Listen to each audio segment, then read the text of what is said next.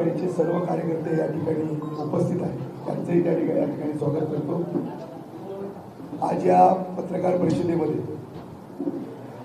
माझे सहकारी जिल्हा बँकेचे माजी अध्यक्ष माननीय सतीश सावंत, राष्ट्रवादी शरद पवार काँग्रेसचे या जिल्ह्याचे अध्यक्ष सन्माननीय अमितजी सामंत, आमचे काँग्रेस आयचे आमचे जिल्हा प्रमुख इर्शादजी शेख, आमचे सहकारी युवा सेनेचे प्रमुख या जिल्ह्याचे सुशांतजी नाईक, त्याचप्रमाणे राष्ट्रवादीचे केळकर, अभय शिरसाट, बाळू मेस्त्री, किरण टेंभुलकर, नजीर भटवाले, संदीप कदम, सर्व व्यासपीठावर उपस्थित असलेले महाविकास आघाडीचे सर्व पदाधिकारी, महिला सेनेच्या प्रमुख नीलम पालव, सर्व राष्ट्रवादीच्या महिला प्रमुख, काँग्रेसच्या महिला प्रमुख, आपचे सुद्धा अध्यक्ष एक 5-10 मिनिटांमध्ये या ठिकाणी येणार आहेत, विवेक तामणकर।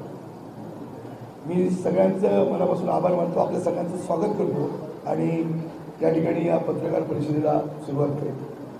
खरं तर सर्वप्रथम मी या राज्याचे माजी मुख्यमंत्री आणि महाराष्ट्राचे शिवसेना पक्षप्रमुख आदरणीय उद्धवजी ठाकरे साहेब यांचं मनापासून या ठिकाणी मी आभार मानतो। त्यांनी जी मला या कणकवली, देवगड, वैभववाडी या मतदारसंघाची अधिकृत उमेदवारी दिली, बी फॉर्म दिला आणि जो माझ्यावर त्यांनी विश्वास दाखवला, तो विश्वास मी या ठिकाणी सार्थ करण्याचा प्रयत्न सगळ्या महाविकास आघाडीच्या कार्यकर्त्यांना विश्वासात घेऊन, सगळ्या पदाधिकाऱ्यांना विश्वासात घेऊन जनतेच्यामध्ये जाऊन त्या ठिकाणी सार्थ ठरवी। त्याचबरोबर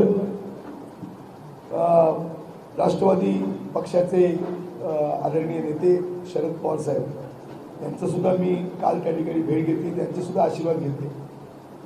काँग्रेसच्या प्रमुखांना नाना पटोले साहेबांना सुद्धा भेटायला मी गेलो होतो, पण दिल्लीमध्ये त्यांच्या सगळ्या प्रमुख नेत्यांच्या बैठका असल्यामुळे त्यांची भेट होऊ शकली नाही। पण या सगळ्या प्रचाराच्या दिवसामध्ये 20 तारीखमध्ये काँग्रेसच्या नेत्यांची भेट त्या ठिकाणी घेतली जाईल आणि त्यांचाही त्या ठिकाणी आशीर्वाद त्या निमित्तानं घेतला जाईल। खरं तर ही फार मोठी जबाबदारी ही माझ्यावर सगळ्याच महाविकास आघाडीनं आणि उद्धव साहेबांनी दिलेली आहे आणि त्या जबाबदारीला न्याय देण्याचा माझा प्रयत्न त्या ठिकाणी राहणार आहे। खरं तर या जिल्ह्याचे प्रमुख माजी खासदार आदरणीय विनायकजी राऊत साहेब, या जिल्ह्याचे तरुण तडफदार आणि आमचे लढवय्ये आमदार वैभवराजी नाईक, त्याचप्रमाणे जिल्ह्याचे संपर्क प्रमुख आपले अरुभाई भुजबळकर, उपनेते गौरीशंकर खोत, त्याचप्रमाणे अतुलजी रावराणे, हे सगळेच जे सहकारी आहेत। आम्ही ही उमेदवारी आहे, हा मी संदेश पारकर हा स्वतः एकटा उमेदवार नसून हे सगळे जे सन्माननीय जे लोक जे व्यासपीठावर होते हे प्रत्येकजण उमेदवार आहेत आणि तशा पद्धतीनं आम्ही सांघिक काम करून या मतदारसंघावर त्या ठिकाणी यश आणि विजय त्या ठिकाणी मिळवणार आहोत। खरं तर गेली अनेक वर्ष विरोधी पक्षाचा आमदार या मतदारसंघावर आहे आणि शिवसेनेचा आणि महाविकास आघाडीचा भगवा या मतदारसंघावर फडकवणे याच्यासाठी त्या ठिकाणी आपण फार मोठी मेहनत त्या ठिकाणी घेत आहोत। जनतेमध्ये संघटनेच्या माध्यमातून, कार्यकर्त्याच्या माध्यमातून जनतेमध्ये जाऊन शिवसेना महाविकास आघाडीच का हा सुद्धा त्या ठिकाणी विचार लोकांपर्यंत पोहोचवण्याचा त्या ठिकाणी प्रयत्न करतो। त्याचबरोबर मी सगळ्या सिंधुदुर्गवासियांना आवाहन करेन, ज्या महाविकास आघाडीच्या कार्यकर्त्यांना आवाहन करेन आणि शिवसैनिकांना सुद्धा आवाहन करेन की 29 तारीखला मंगळवारी आपण उमेदवारी अर्ज हा सकाळी 10 वाजता कणकवली तहसीलदार कार्यालयामध्ये त्या ठिकाणी दाखल करणार आहोत आणि त्याच्यासाठी मोठ्या संख्येनं या मतदारसंघातल्या कार्यकर्त्यांनी मोठ्या संख्येनं त्या ठिकाणी यावं, या मतदारसंघातल्या जनतेने यावं आणि जिल्हावासियांनी सुद्धा मोठ्या संख्येनं या सगळ्या उमेदवारी अर्ज दाखल करण्यामध्ये यावं अशा प्रकारचं आवाहन करतो। याबाबत या उमेदवारी अर्ज दाखल करत असताना शिवसेनेचे महाराष्ट्रातले प्रमुख नेते यांना सुद्धा विशेष आमंत्रित केलेलं आहे. पण 29 तारीखला शेवटचा दिवस असल्यामुळे तोही प्रयत्न राहील. राष्ट्रवादी काँग्रेसचे सुद्धा महाराष्ट्र स्तरावरचे नेते हे सुद्धा त्यांना सुद्धा त्या ठिकाणी बोलवलेलं आहे आणि काँग्रेसच्या नेत्यांना सुद्धा त्या ठिकाणी बोलवण्यात आलेलं आहे. आणि मग खासदार संजय राऊत असतील, आपले आमदार भास्कर जाधव साहेब असतील, सुषमाताई अंधारी मॅडम असतील, जे अनिल परब आहे, जे खासदार अरविंदजी सावंत आहे, अनेक जे नेते आहेत, जे शिवसेनेचं महाराष्ट्रातले जे नेते आहेत, या सगळ्या नेत्यांना बोलवलेलं आहे. राष्ट्रवादी काँग्रेसच्या आणि काँग्रेस आईच्या सगळ्या नेत्यांना त्या ठिकाणी बोलवलेलं आहे आणि मोठ्या उत्साहामध्ये त्या ठिकाणी हा अर्ज दाखल आम्ही त्या ठिकाणी करणार आहोत.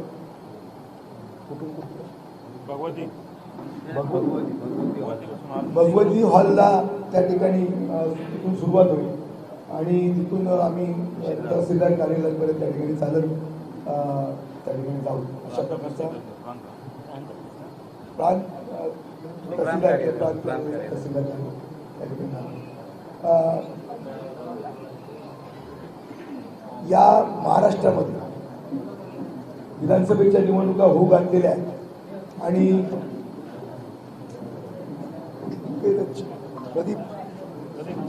विधानसभेच्या निवडणुका होऊ घातलेल्या आहेत आणि संपूर्ण महाराष्ट्राच्या जनतेचा लोकसभेचा कौल जेव्हा आपण घेतला तेव्हा अनेक मोठ्या प्रमाणात खासदार या महाराष्ट्रातून निवडून आले आणि त्यामुळे महाराष्ट्रामध्ये लोकसभेच्या निवडणुकीमध्ये या महाराष्ट्रामध्ये सत्तांतर होणार आहे आणि महाविकास आघाडीचं सरकार हे या महाराष्ट्रामध्ये त्या ठिकाणी येणार आहे आणि म्हणून या सगळ्या होणाऱ्या सत्तांतर बदलामध्ये या जिल्ह्यातले तिन्ही आमदार हे महाविकास आघाडीचे त्या ठिकाणी मोठ्या मताधिक्याने निवडून येतील आणि महाराष्ट्राच्या विधानसभेमध्ये जाऊन या जिल्ह्याचं प्रतिनिधित्व त्या ठिकाणी करतील.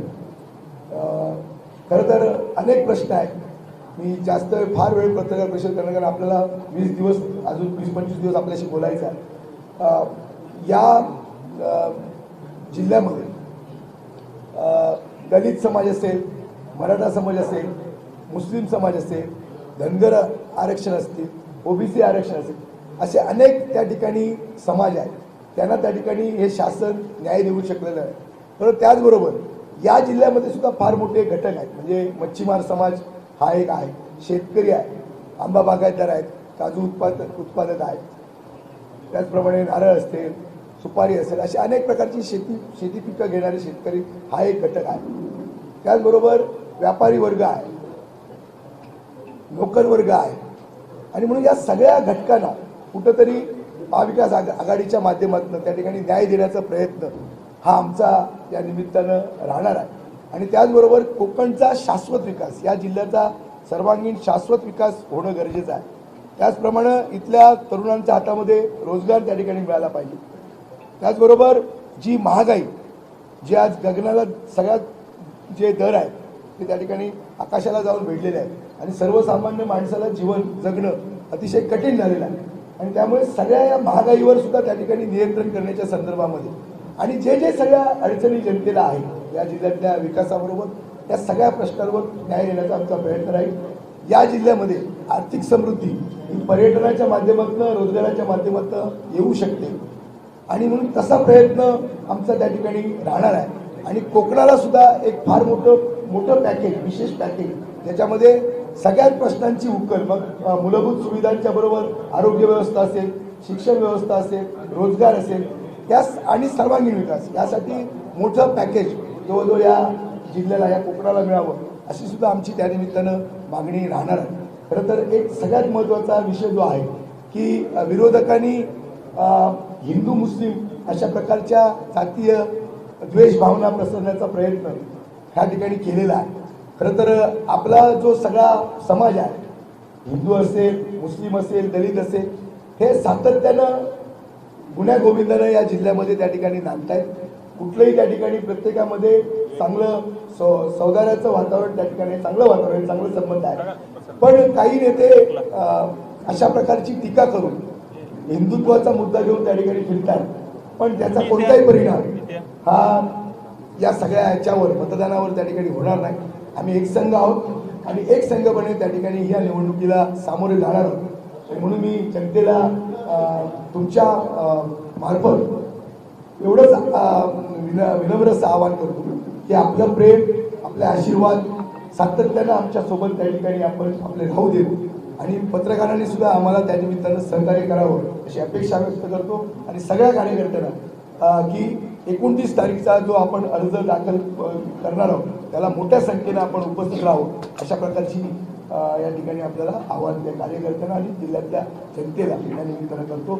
आता या ठिकाणी सतीश सावंत, एक मिनिट, आपले राष्ट्रवादीचे अमित सावंत जिल्हाध्यक्ष. सर्वप्रथम महाविकास आघाडीतर्फे गेले अनेक वर्ष सिंधुदुर्ग जिल्ह्यात राजकीय संघर्ष करून स्वतःचं नाव ज्यांनी महाराष्ट्रात खेडोपाडी पोहोचवलं ते आमचे मित्र संदेश पारकर यांना विधानसभेची कणकवली, देवगड, वैभववाडी या मतदारसंघात उमेदवारी जाहीर झाली. त्याच्याबद्दल राष्ट्रवादी काँग्रेस पक्षातर्फे त्यांचं सर्वप्रथम अभिनंदन करतो. कालच त्यांनी आदरणीय शरद पवार साहेबांची भेट घेतली, त्यांचे आशीर्वाद घेतले. आम्हाला नक्की खात्री आहे की यावेळी कणकवली विधानसभा मतदारसंघात नवीन चमत्कार आपल्याला दिसेल. कारण संदेश पारकर म्हणजे संघर्षचं दुसरं नाव आहे. गेले अनेक वर्ष ते संघर्ष करतायत आणि प्रत्येक कार्यकर्त्यांच्या हाकेला ओ देऊन धावून जाण्याची त्यांची प्रवृत्ती असल्यामुळे सर्व पक्षात सुद्धा त्यांचे मित्र आहेत. आणि अशा या कार्यकर्त्याला उमेदवारी मिळाल्यामुळे नक्कीच सर्वसामान्य कार्यकर्त्यांचं सुद्धा बळ वाढलेलं आहे. माझं राष्ट्रवादी काँग्रेस पक्षाच्या सर्व कार्यकर्त्यांना आव्हान आहे की या मतदारसंघातून संदेश पारकरांच्या पाठीशी आपण ठामपणे उभं राहायचं आहे. काँग्रेसचे जिल्हाध्यक्ष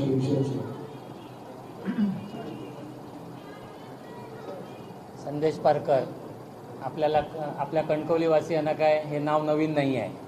विद्यार्थी दशेपासून संघर्षातून निर्माण झालेला कार्यकर्ता कोण असेल तर संदेश पारकर. संदेश पारकरांची संघर्षातून नेतृत्व निर्माण झालेलं आहे. आज या मतदारसंघामध्ये म्हणण्यापेक्षा पूर्ण जिल्ह्यामध्ये जेव्हा संदेश पारकरांना तिकीट मिळालं तेव्हा छोट्या छोट्या कार्यकर्त्याला आनंद झालेला आहे की संदेश पारकरांना कुठेतरी न्याय मिळाला पाहिजे अशा प्रकारची भूमिका या जिल्ह्यातल्या सगळ्या लोकांची, कार्यकर्त्यांची, महाविकास आघाडीचे कार्यकर्ते असतील किंवा सर्वसामान्य जनता असेल तर जनतेला वाटत होतं की संदेशभाई कधीतरी आमदार झाले पाहिजेत आणि आज त्यांना संधी चालून आलेली आहे. म्हणजे त्यांनी जो संघर्ष केला आहे त्या संघर्षाला तोड नाही. या जिल्ह्यामध्ये त्यांच्या एवढा संघर्ष केलेला कार्यकर्ता नसेल कदाचित. त्यामुळे संदेश पारकरनी जो काय संघर्ष केला त्या संघर्षाला न्याय देण्याची वेळ आलेली आहे. तेव्हा मला या मतदारसंघातल्या मतदारांना आवाहन आहे की संदेश पारकरांना न्याय देण्याचं काम तिकीट देऊन उद्धव ठाकरे साहेबांनी केलेलं आहे. मताचं भरभरून आशीर्वाद त्यांच्या मागे द्या. 20 तारीखला निवडणूक आहे. 20 तारीखला त्यांच्या मशाल चिन्हावर बटन दाबून त्यांना भरभरून आशीर्वाद मतांचं द्या आणि या मतदारसंघाचं नेतृत्व म्हणून विधानसभेमध्ये एक सिंधुदुर्ग जिल्ह्याचा बुलंद आवाज आपण पाठवूया असं आवाहन सगळ्यांना करतो. आमच्या काँग्रेस कार्यकर्त्यांना स्पेशली मी सांगण्याचा प्रयत्न करतो की संदेश पारकर हे पूर्वी काँग्रेसचेच कार्यकर्ते होते. आम्ही त्यांना कधीच वेगळं मानलं नाही आजपर्यंत. त्यामुळे आपल्याच घरातला एक कार्यकर्त्याला उमेदवारी मिळाली आहे असं काँग्रेस पक्षाच्या कार्यकर्त्यांना पण वाटत आहे. त्यामुळे काँग्रेस पक्षाच्या कार्यकर्त्यांना सुद्धा माझं आव्हान आहे की संदेश पारकर निवडून आला तर आम्हीच आमदार झाल्यासारखं वाटेल. त्यामुळे आपण सगळ्यांनी त्यांच्या पाठीशी उभं राहू.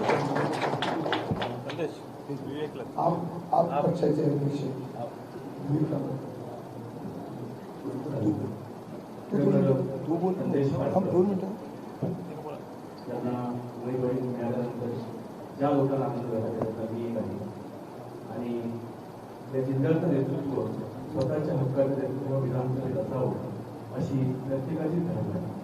आणि जसं आता एकशे माहिती सांगितलं त्याप्रमाणे संदेश पारकरांना संघर्ष करताना त्या काळामध्ये मी पत्रकारिता करत असताना अत्यंत जवळ पाहिलं आहे. संघर्ष युक्त आहे, विधानसभेत जातो याचा आनंद आहे. संदेश पारकर 100% जास्तीत जास्त मतं घेऊन विधानसभेत जातील आणि कणकवलीचा जो आज मोठा झालेला विकास आहे, देवगडचा आणि वैभवरिता गेल्या 10 वर्षात झालेला जो विकास आहे तो पुन्हा एकदा मार्गी लागेल अशी खात्री आहे. आणि त्यामुळे संदेश पारकर यांना आम आदमी पक्षाच्या वतीने मी शुभेच्छा देतो आणि 100% पुन्हा एकदा या ठिकाणी विजयी पत्रकार परिषदेसाठी आपण जमूया असे आपल्या सगळ्यांना आवाहन करतो. नमस्कार. सर्व पत्रकार मित्रांचे प्रथमतः स्वागत करतो आणि या महाविकास आघाडीच्या पत्रकार परिषदेनिमित्त आज परवाच्या दिवशी संदेशभाई पारकर यांची उद्धवजी ठाकरे यांनी महाविकास आघाडीकडून उमेदवारी जाहीर केलेली आहे.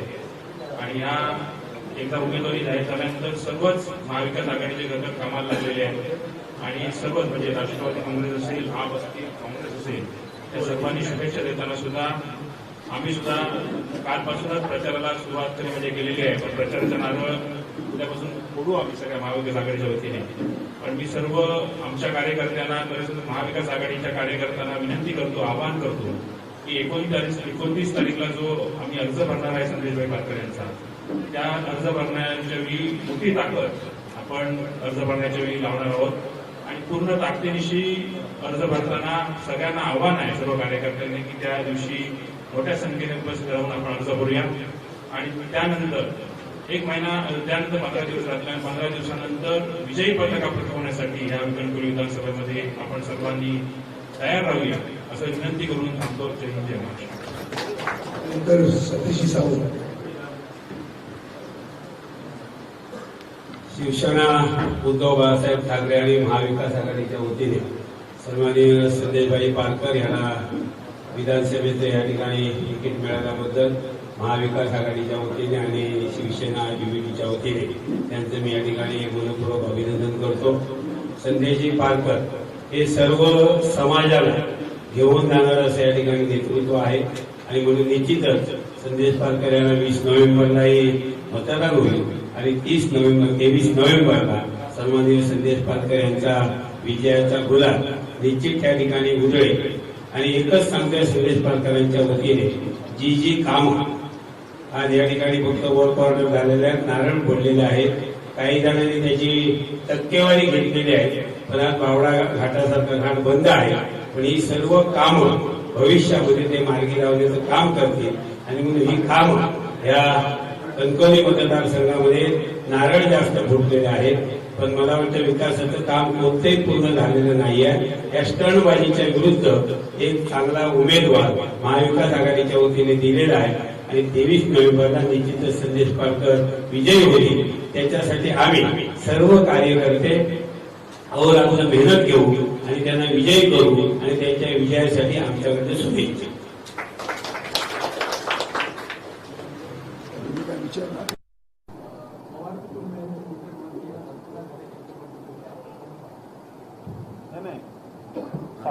सावंतवाडीचा जो विषय आहे तो आपण सावंतवाडीत सोमवारी पत्रकार परिषद आहे, सावंतवाडीचा विषय सावंतवाडीतच घेऊ. आज फक्त संदेश पारकर.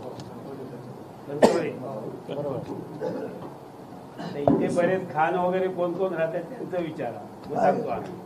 कोण काय विचारणार तुम्ही पत्र? ओके. विरोधी पक्षाकडून 60,000 पारचा घोषणा दिली जाते किंवा 60,000चं मताधिक्य घेऊन आमदार नितेश राणे विजयी होतील असा भाजपकडून विश्वास व्यक्त केला जात आहे. त्यावर तुमचं मत आहे? खरं तर मी 1 लाखाचा आकडा ऐकला होता 2 दिवसापूर्वी, आता 60 वर आला. कदाचित 20 तारीखपर्यंत 60,000 पराभूत होती. म्हणजे मी ज्यावेळी विधानसभेच्या निवडणुकीची घोषणा झाली त्यावेळी खासदारकीला 42,000चं मताधिक्य घेतलं, आता विधानसभेला 1 लाखाचं घेणार. आता तुम्हीच सांगताय 60,000चं, म्हणजे 4 दिवसामध्ये 60,000 झालं. 20 तारीख अजून लांब आहे, 23 तारीखला निकाल आहे. त्यामुळे कदाचित 60,000च्या मताधिक्यानं महाविकास आघाडीचा उमेदवार विजयी होईल असं मला या ठिकाणी वाटतं. 400 पार सारखा फुगा फुटे.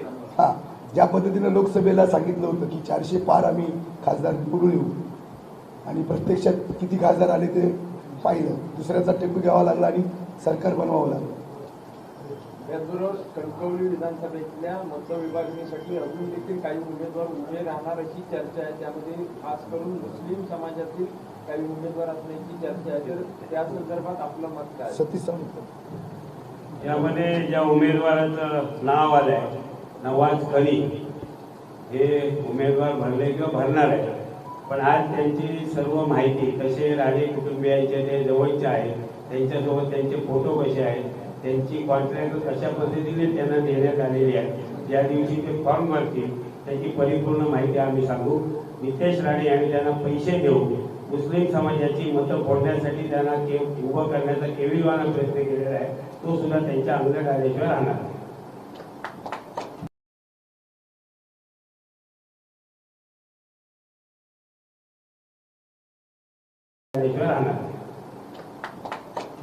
त्याचबरोबर कणकवली विधानसभेसाठी शिवसेना ठाकरे गटाकडून 4 नावांची होती, त्यामधील सतीश सावंत यांनी माघार घेतली होती जाहीरपणे. उरलेले 3 उमेदवारांमध्ये सुशांत नाईक सोडला तर अतुल रावळे राणे यांची उपस्थिती उपरकर यांच्या सत्कारापासून ते 8 दिवसापर्यंत दिसत नाही. उपरकर यांची सुद्धा उपस्थिती नाही. कणकवली तालुक्यातले हे सगळे नेते आहेत, तर काय नेमके का? आपण काही काळजी करू नका, आम्ही सगळे एकत्रित ही निवडणूक लढतो आहोत.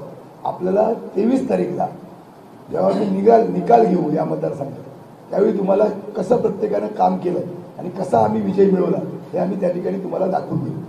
अजून 20 तारीख भरपूर दिवस आहे. प्रत्येक जण त्या ठिकाणी आपापली जबाबदारी स्वीकारून त्या ठिकाणी कामाला लागलेला आहे आणि सगळे त्याच्यामध्ये सहभागी होतात. पक्षाचे मोठे वरिष्ठ नेते कोण येणार प्रचारासाठी? जाहीर सभा काय होणार? नाही, काय झालंय, मी 29 तारीख ही उमेदवारी अर्ज भरण्याची शेवटची तारीख आहे. जसं या जिल्ह्यामध्ये 3 आमदार आहेत, तसे संपूर्ण 288 आमदारांमध्ये 3 पक्ष किंवा महाविकास आघाडी म्हणून मी येत असताना अजूनही त्या ठिकाणी योग्य निर्णय त्या ठिकाणी झालेले आहेत आणि त्यामुळे जे निर्णय पार्टीने घेतलेले आहेत, म्हणजे प्रमुख आज माझा कणकवलीचा निर्णय घेतला, हा पक्षप्रमुखांनी निर्णय घेतलेला आहे, त्या पद्धतीनं ते सगळे निर्णय होणार आहेत आणि जे जे जे जे याच्यामध्ये काम करणार आहेत याच्या प्रत्येक कार्याची दखल ही त्या ठिकाणी पक्ष त्या ठिकाणी घेणार आहे आणि येणारं सरकार हे आमचं त्या ठिकाणी येणार आहे आणि म्हणून प्रत्येक कार्यकर्त्याला कशा पद्धतीनं त्या ठिकाणी त्या सरकारमध्ये समाविष्ट करून घ्यायचं, त्यांना कोणतं त्या ठिकाणी जबाबदारी द्यायची हे सुद्धा निश्चित त्या ठिकाणी झालेलं आहे आणि त्यामुळे सगळे आम्ही सांघिकपणे एकत्र येऊन या मतदारसंघामध्ये त्या ठिकाणी काम करणार आहोत आणि विजयाचा गुलाल 23 तारीखला या ठिकाणी महाविकास आघाडी आणि शिवसेना या ठिकाणी उधळणार आहे. उबाटाचे अनेक कार्यकर्ते किंवा संस्कृती लोक असतील ते गेल्या काही दिवसापासून भाजपमध्ये जायचा सफाळा चालू आहे प्रवेशाचा. नेमकं काय तुमच्या याच्यावर काय परिणाम होईल? ज्याला स्वतःच्या भावाला आपल्या पक्षात ठेवता आलं नाही म्हणजे त्याने आधी पहिलं आत्मपरीक्षण करावं की आपला भाऊ भारतीय जनता पार्टी सोडून का गेला. आधी आपल्या घरापासून सुरुवात करावी आणि हे म्हणजे नौटंकी जी चालू आहे प्रवेशाची ही बंद करा. जिल्ह्यातल्या जनतेला माहीत आहे, मतदारसंघातल्या जनतेला माहीत आहे की नितेश राणेचा पराभव हा या मतदारसंघामध्ये निश्चित आहे आणि त्यामुळे त्यांनी किती केविलवाणे प्रयत्न केले, जनतेला मुस्लिम मतांमध्ये डिव्हिजन करण्याचा प्रयत्न केला. उद्या कोणतरी संदेश पायकर नावाचा उमेदवार सुद्धा ते या मतदारसंघामध्ये उभा करतील, कारण त्यांनी जास्तीच घेतलेले आहे. त्यांना माहिती आहे की आपला पराभव त्यांना दिसतोय, त्यांच्या नजरेसमोर आहे आणि त्यामुळे जे काही करता येईल ते त्यांचे प्रयत्न राहतील. त्यामुळे जर त्यांच्याकडे कार्यकर्ते नसतील आणि सातत्यानं आमचे कार्यकर्ते घेऊन जर ते निवडणुकीला सामोरे जात असतील तर त्यांचा भ्रमनिराश होणार आहे. ते सगळे जे कार्यकर्ते आहेत समजा ते म्हणजे भाजपकडे कार्यकर्तेच नाहीत का? मी त्या दिवशी सांगितलं होतं की राणे हे भाजपमध्ये आल्यामुळे, राणे समर्थक, त्यामुळे राणे भाजप झालेली आहे आणि म्हणून भाजपची वाढ खुंटलेली आहे या जिल्ह्यामध्ये. आणि ही जी काय प्रस्थापित जे आहे, ही जी काही घराणेशाही आहे, यांना जनता या निवडणुकीमध्ये नाकारणार आहे.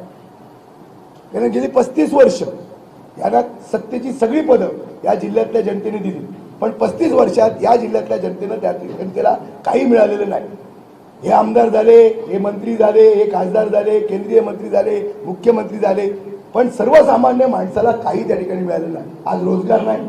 केंद्रीय मंत्री होते, उद्योग मंत्री 2.5 वर्ष मोदी सरकारच्या काळामध्ये एक कारखाना उद्योगाचा समजा 5,000 तरुणांना जरी जिल्ह्यातल्या नोकरी लावली असती, आज त्यांचं कुटुंब प्रत्येकाचं जर आर्थिक सक्षम केलं असतं, ते करू शकलेलं नाही.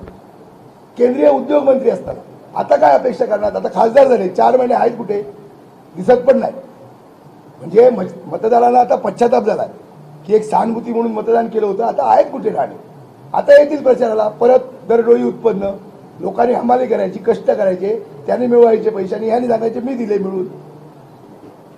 भाषण पाठच आहे, तीच कॅसेट 90ची परत त्या आता 90 साल 25 वर्ष झाली तीच कॅसेट परत येणार आहे मार्केटमध्ये. त्यामुळे जिल्ह्यातल्या जनतेला, या मतदारसंघातल्या जनतेला राणे कशासाठी त्या ठिकाणी तडपडत आहे, त्यांना सत्ता पाहिजे. आपल्या घरातलेच त्या ठिकाणी आमदार खासदार मंत्री झाले पाहिजे, दुसरा कोणी त्या ठिकाणी आमदार मंत्री खासदार होता कामा नये आणि दुसऱ्याला कोणालाही त्या ठिकाणी सत्ता मिळता कामा नये, अशी त्यांची मानसिकता आहे.